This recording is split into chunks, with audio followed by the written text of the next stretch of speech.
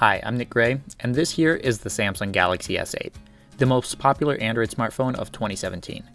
If you own this phone, this video is made specifically for you, since I'll be sharing my favorite tips and tricks for this device. I'll start things out with the camera. As you already know, the Galaxy S8's camera is pretty amazing. While most people know the basics, there are a few tricks which will make the phone's photography experience much more enjoyable.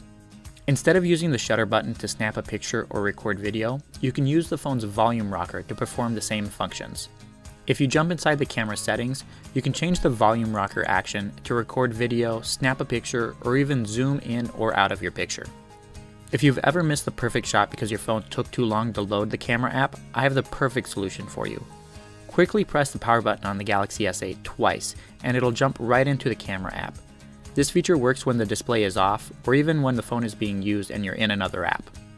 Taking selfies is all the rage these days, but sometimes it's hard to press the shutter button while holding the perfect pose. If you jump into the camera settings, you can enable a floating shutter button, which will allow you to place the shutter button anywhere you want on the screen. This means you'll no longer have to perform finger gymnastics in order to take the perfect selfie. As you may have already noticed, there are millions of other people walking around with the same exact phone as you. If you want to customize your device and make it truly unique, these next couple tips will help. One of my favorite features of the Galaxy S8 is the always-on display. But if you want to use the feature, make sure you change it from the default option. Jump into the Themes app and tap the always-on display button in the bottom right-hand corner.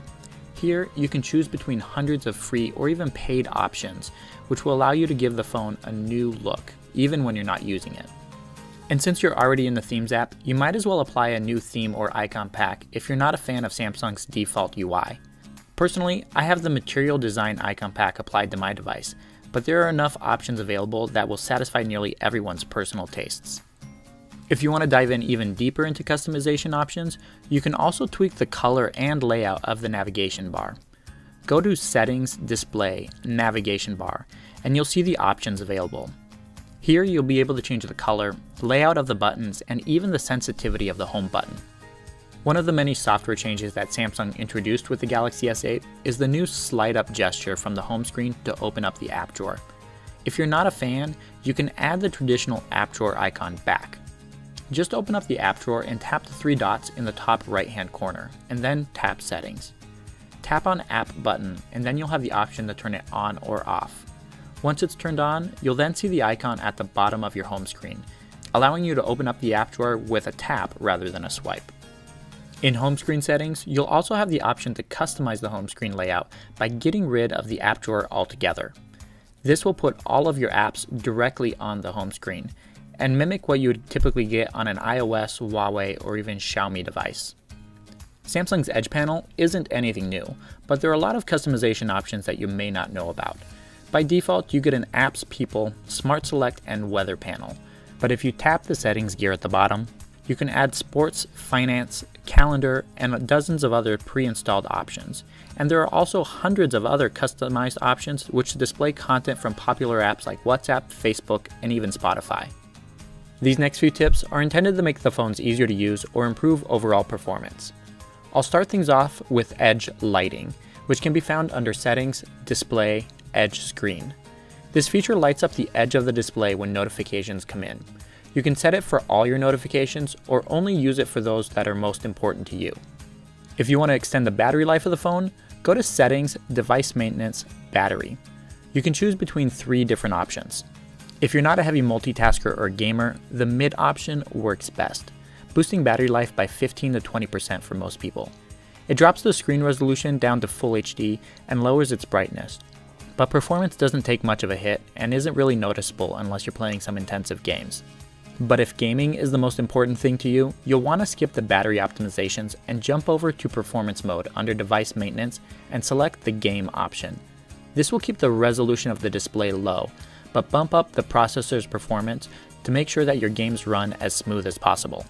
Security on the Samsung Galaxy S8 is really good, and it even has a secure folder option which hides apps and files that you don't want others to see. Even if you don't have anything to hide, I recommend using this feature for your email, messaging apps, and even the Play Store if you hand off your phone to your kids on a regular basis. Just go to Settings, Lock Screen and Security, and then scroll down to Secure Folder to set it up. It's an added level of security which can give you peace of mind.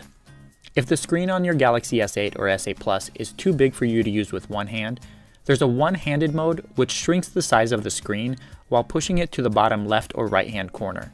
You can turn it on by going to Settings, Advanced Features, One-Handed Mode. You can either use a swipe up and a cross gesture from the bottom of the display or a 3-button tap on the home button in order to activate it.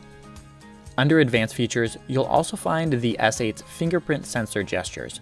If you don't have an issue with the rear placement of the fingerprint sensor, you can use a swipe down and a swipe up gesture on the sensor to open and close the notification panel.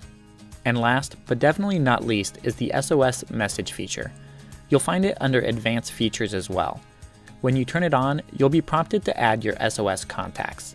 The SOS feature is activated by quickly pressing the power button 3 times. It will then snap pictures from the front and rear cameras and record a 5-second audio file which is then automatically sent to your SOS contacts that you designated. As you can imagine, this isn't the full list of all the cool features that are hidden inside the Samsung Galaxy S8, but I do think that they are the most important ones that everyone should be using. If you have a tip that wasn't mentioned and want to share it with everyone else, feel free to drop it in the comments below. And if you found this video helpful, feel free to give it a thumbs up and be sure to share it with any friends or family that you know already have the Galaxy S8. You can also subscribe to the channel if you haven't already. I have a few more Galaxy S8 videos in the pipeline, so be sure to come back and check them out. Thanks for watching, and I'll catch you guys in the next one.